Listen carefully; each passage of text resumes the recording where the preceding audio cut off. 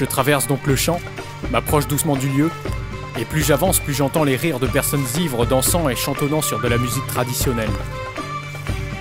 Arrivé sur place, je toque à la porte. La musique s'arrête soudainement. Les lumières s'éteignent, et j'entends des pas se rapprocher doucement à travers la porte. À l'intérieur, il doit sûrement y avoir une dizaine d'individus. Certains murmurent que c'est encore cette satanée milice qui vient faire sa ronde. D'autres disent que c'est tout simplement un animal égaré. Et d'autres pensent que c'est un voisin rabat-joie allant pour la énième fois se plaindre du bruit. Un silence de 5 secondes s'ensuit. Je commence à douter et à me dire que je ne suis peut-être pas à la bonne adresse.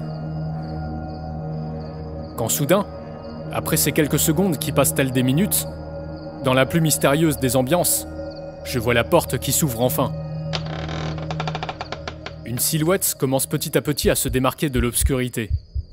Quand je découvre face à moi un homme de forte corpulence, portant un masque étrange et qui me vise avec son arbalète.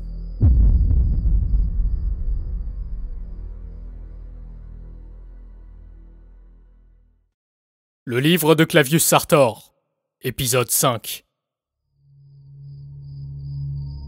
Je suis devant la porte d'entrée de ce qui semble être le communard, et l'homme à l'arbalète me vise toujours. Ce qui est curieux, c'est qu'il ne bouge pas d'un poil, et qu'il ne dit rien.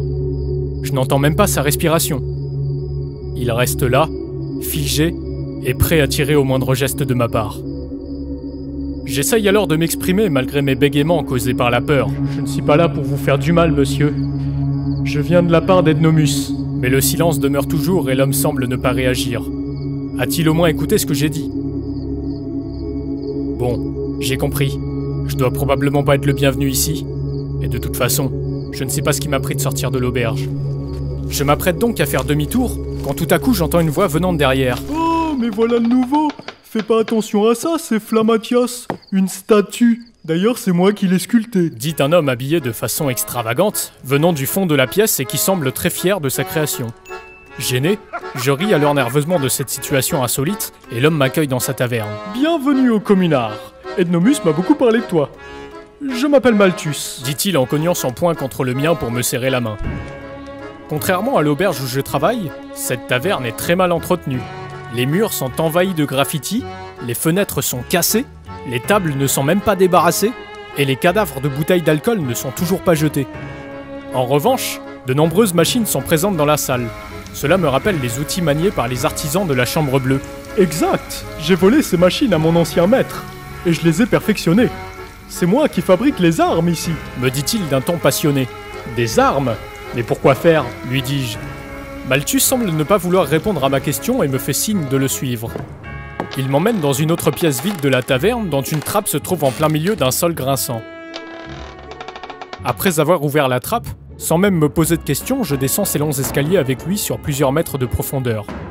Cela mène à un vaste tunnel éclairé par des bougies où se trouve une trentaine de personnes dansant sur de la musique traditionnelle et chantant avec des voix caverneuses tout en buvant de la bière et de l'hypocrase. C'est que je n'avais pas spécialement prévu de me retrouver dans un banquet où je ne connais personne, lui dis-je. Oui, mais y a de la bonne bière et regarde, y a des belles filles, me dit Malthus d'un air non convaincant. Tout à coup, je bouscule sans faire exprès un homme qui s'empresse de ramasser sa pinte de bière. Putain, tu peux pas faire attention, dit l'homme d'un air aigri. Je me rends compte en voyant la couleur bleue de ses cheveux que cet homme n'est autre qu'Ednomus. Ah, c'est toi, putain, je t'avais pas reconnu, dit-il après avoir réalisé à qui il parlait. Tu voulais me dire quelque chose, lui dis-je. Tout à coup, son visage devient très sérieux et il me fait mine de le suivre. V'là la mine d'Anarconie. Nos camarades mineurs ont inventé un nouvel appareil, ma foi très pratique, qu'on appelle le Common Curus, me dit-il fièrement en me montrant une technologie révolutionnaire. Un rassemblement de wagons qui se déplacent sur des rails. Je monte avec lui dans cette carrosserie et m'assois sur l'un des tabourets. Fais gaffe, la première fois ça fait gerber, dit-il avant de déverrouiller l'issue. Tout à coup, projeté par un gigantesque ressort, le wagon se met à partir aussi vite que la flèche d'une arbalète au milieu du tunnel. Nous arrivons en moins d'une minute, stoppés par des barricades au milieu d'une grotte, à 10 mètres d'une grande porte mystérieuse. C'est ici, me dit-il d'un air certain. Excuse-moi, mais qu'est-ce qui est ici, lui dis-je. La chambre noire, Diable! Pourquoi m'emmènes-tu ici? Chut! Me dit-il en pointant du doigt les 2 gardes de Clavius surveillant de chaque côté l'entrée. Un effrayant cri de douleur se fait entendre à travers les murs. Ça, c'est une femme malade. Elle peut plus travailler pour Clavius, celle-là. C'est pourquoi ces enfoirés la sacrifient, dit-il avec haine. C'est horrible. Pourquoi font-ils ça? Lui dis-je. T'as jamais remarqué que la viande avait un goût bizarre en réfectoire? Me dit-il. Que des collègues disparaissaient régulièrement? Ou que le pinard, il avait un goût âpre? En me disant cela, il me fait repenser pour la première fois à un lointain souvenir. Moi, c'est Éléonore. Éléonore Sartor. Faites-moi le plaisir de goûter ce vin. Je suis pas un espion, Antoine. J'étais là depuis le début. Y'a quelqu'un? Y'a quelqu'un? Oh! Vous m'avez ouvert la porte tout à l'heure. Où êtes-vous? Alors c'était toi, lui dis-je. T'étais pas censé te retrouver là. Rappelle-toi ce qui s'est passé avant que t'arrives en Anarchonie.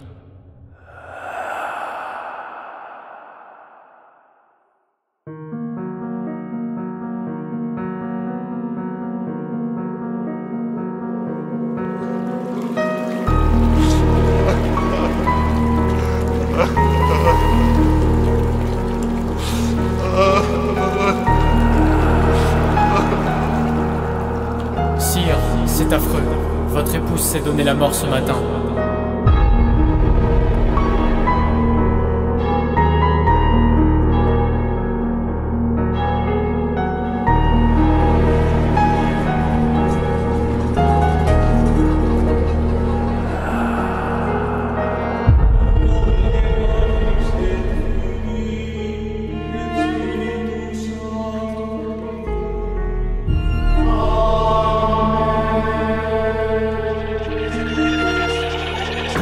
Mes condoléances, mon fils. Père, je m'engage à effectuer mon pèlerinage pour absoudre ses péchés.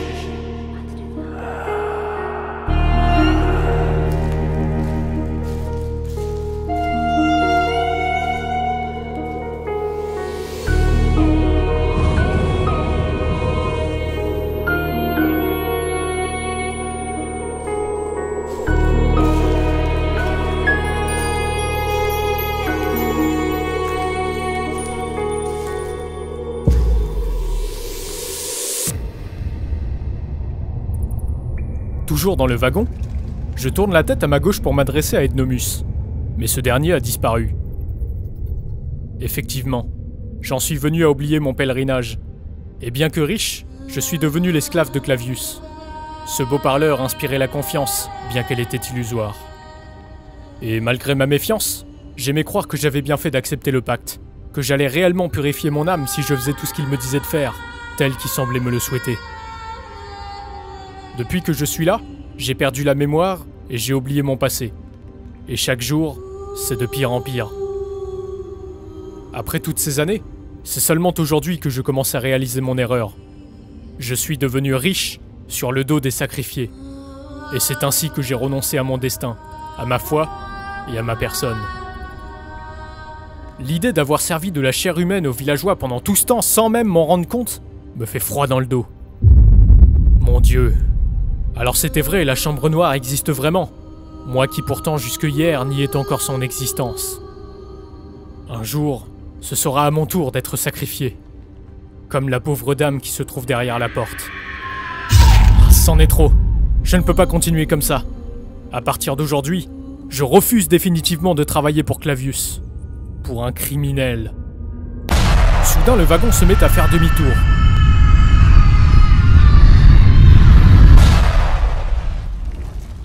De retour au communard, l'ambiance a bien changé. Ce n'est plus le banquet arrosé à la bière et à l'hypocrase que j'ai vu lors de mon arrivée. Là, c'est une ambiance plus sérieuse. J'aperçois sur la scène Ednomus faisant un discours devant une foule de paysans et artisans au poing fermé. Camarades de la chambre verte et de la chambre bleue, aujourd'hui, c'est le jour de la revanche. Entendez-vous le cri sombre des voire-loups dans la forêt? Entendez-vous l'orage battre plus fort que les cloches de l'église? Cette tempête qui règne dans les jachères, c'est un signal. Celui de la force du peuple anarchonien lorsqu'il surgit dans son histoire. Nous sommes tous les fils et les filles, des maudits qui sont morts pour la liberté. Mais il y en a un qui nous l'a fait oublier. Clavius Sartor. Lui et sa maudite secte nous ont tout pris. Notre dignité, notre liberté, notre avenir et notre identité. J'ai comme vous été enlevé à la naissance. Et comme vous, mon vrai nom n'est qu'un misérable numéro. Ils nous ont tout pris, mais ils ne prendront pas l'union qui fait notre force. Car la seule façon de perdre contre Clavius, c'est de croire qu'il a déjà gagné. Cela fait trop longtemps que Clavius se fait passer pour notre sauveur, en nous divisant pour mieux régner, en nous faisant croire qu'il est essentiel à notre survie. Il n'en est rien. Je me souviens d'un soir où Clavius nous a qualifiés de brigands. Quelle honte quand on sait que ce seigneur corrompu drogue ses villageois à coups de saganis. Ce soir, camarades, nous nous ferons justice et nous lui ferons payer ses actes. Aux armes!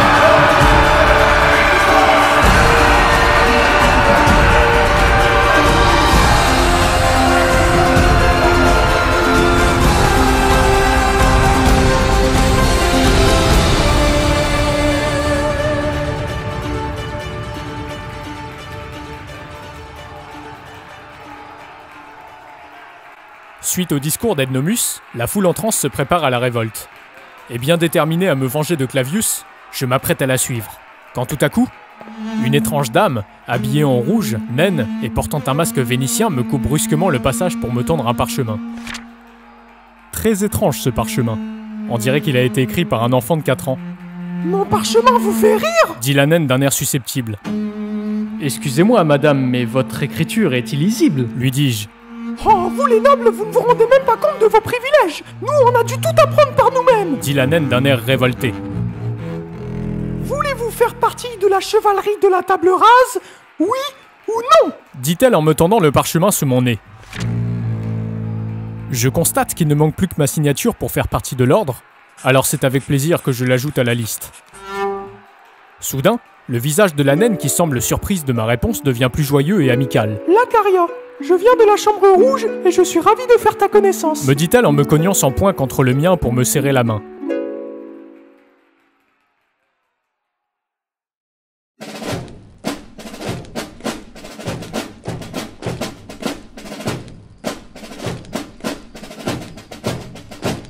Désormais, je suis malgré moi un chevalier de la table rase, et je suis en marche avec les rebelles. Nous avons pris la rue du Faubourg Saint-Clavius, et nous allons en direction du château. Il fait nuit noire. J'aurais pu croire que pour ce genre d'opération, la chevalerie de la table rase serait plutôt du genre à se rendre discrète et prudente afin de mieux surprendre l'ennemi. Eh bien je constate que je me suis totalement trompé, car ils font un boucan terrible dans la rue, parlent fort, rient fort, crient des slogans et cassent les vitres des magasins sur le chemin. Je ne savais pas que tu étais leur chef, dis-je à Ednomus.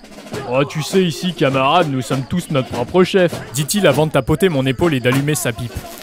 Vas-y, là, j'en ai marre, c'est trop long, wesh. C'est con qu'on leur met la misère à ces fils d'un pute, dit Flammatias, le fumiste de l'ordre. Patience, Flammatias, il reste plus que 6 minutes et 20 secondes, lui répond Lacaria. Oh, bah ça va, il y a encore le temps de prendre l'apéro, s'exclame Malthus.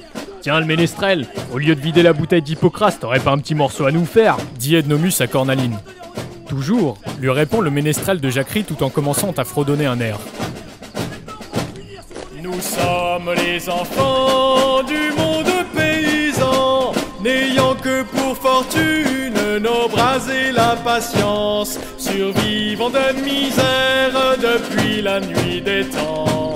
Nous fûmes condamnés à périr dans les champs. Ils nous promettent de cieux pour toute récompense, pendant que tous les nobles s'arrondissent la panse, intimes à la couronne et aux brigands de la cour. Ils jouissent de terre et de gloire à la naissance.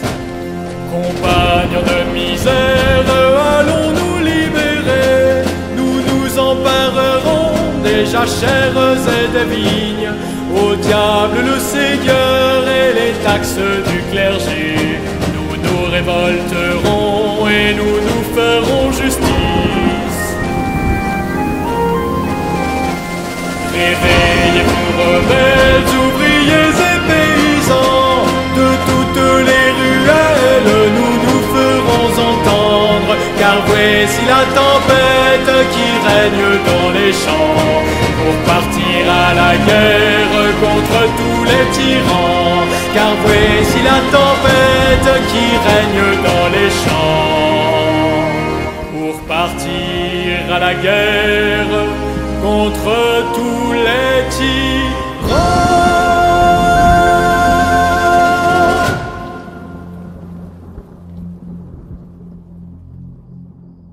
Arrivé devant le château de Clavius, un long silence règne sur la place.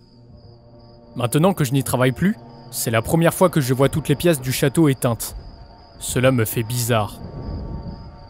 Ednomus, après avoir tiré une dernière bouffée de sa pipe, revient discrètement vers moi et me chuchote. « Hé, regarde, nous quand on est pauvre, on est obligé de faire avec les moyens du bord. » En sortant du coffre de notre ami Malthus, toutes les bouteilles vides qui se trouvaient au communard.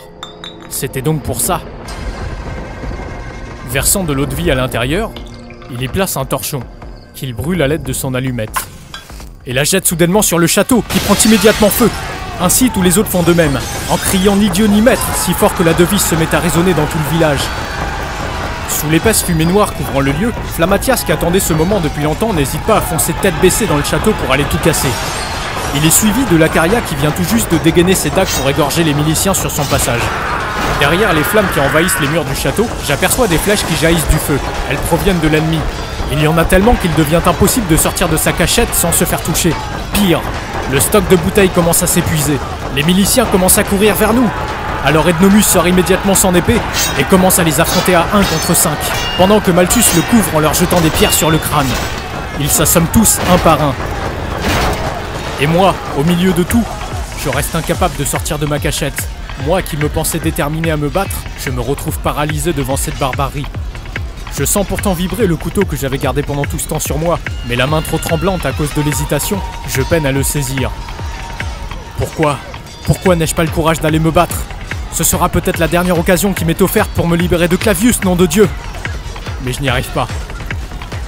Soudain, une géante boule de feu s'approche dangereusement de moi. Je l'évite de peu, mais la forêt se met tout à coup à prendre feu. Je reste bloqué entre 4 murs de flammes qui m'empêchent de sortir. Je crie alors au secours, au feu! Mais personne ne m'entend. Les autres sont trop occupés à combattre les miliciens. J'entends de loin les cris de guerre, et au vu du son, j'imagine que les camarades pénètrent déjà dans le château. Quant à moi, je reste prisonnier au milieu des flammes, et je crains de mourir ici. Alors que je m'apprête déjà à me confesser à Dieu, je commence soudain à sentir quelque chose de froid me saisir. Bizarrement, cette chose qui me tire parvient à me faire sortir du feu sans même que je me brûle. Étrange. Est-ce un miracle?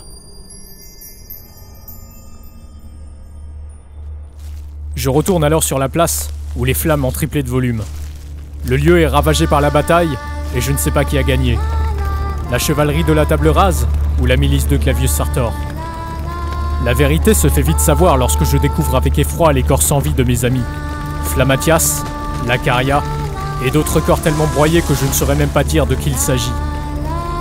Je m'assois sur un arbre mort rongé par les flammes qui vient de tomber au sol et regarde le château de Clavius s'écrouler petit à petit.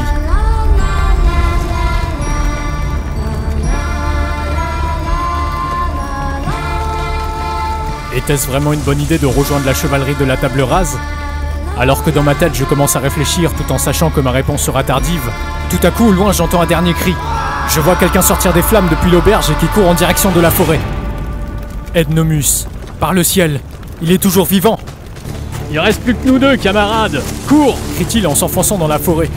Mais la forêt est ensorcelée, on ne peut pas la franchir, lui dis-je tout en commençant à courir.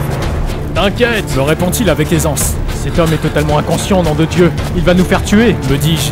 Soudain, une explosion jaillit tout à coup depuis derrière. Ednomus avait posé une dynamite dans le château.